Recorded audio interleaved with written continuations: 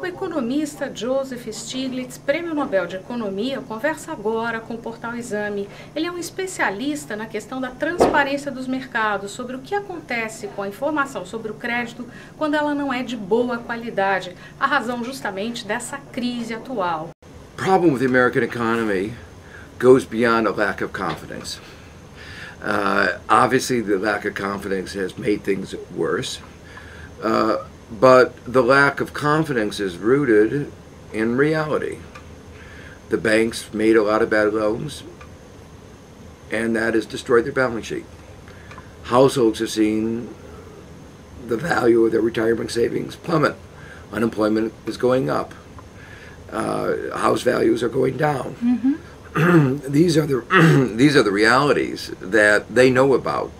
So it's not a myth. It's not something that you go in and you say, I'm the president, we're in a new era, and they say, yes, it's a new era, but I don't have a job, I don't have, you know. Mm-hmm. So how can these be? So those are the realities. So any new president has to begin by dealing with the realities.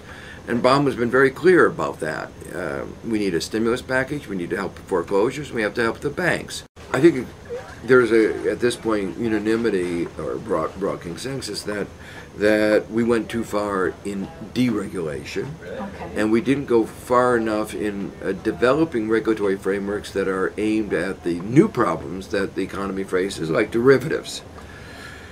I testified in Congress last week on the kinds of regulations that are needed, dealing with, for instance, not only transparency and disclosure, but incentives, about particular kinds of practices, need for a Financial Product Safety Commission, a Financial System Stability Commission, speed limits, a whole, it's actually a fairly comprehensive approach that one needs in the context of the presidential election.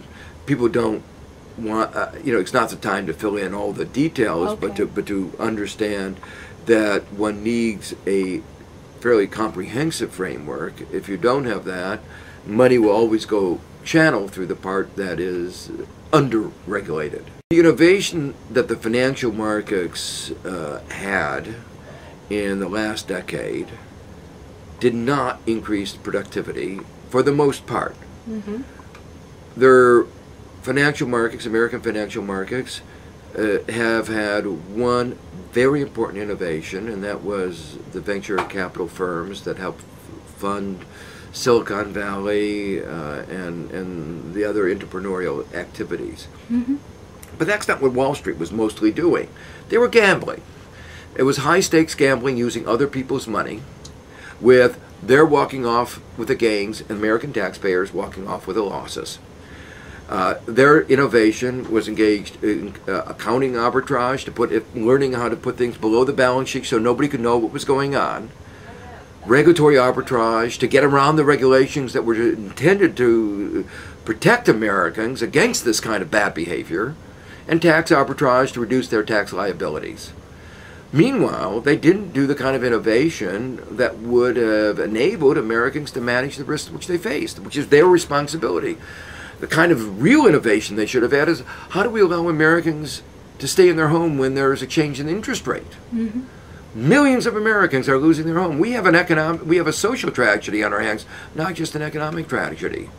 So all of this is just an excuse by those in Wall Street to be able to continue in their old ways without the sense of accountability.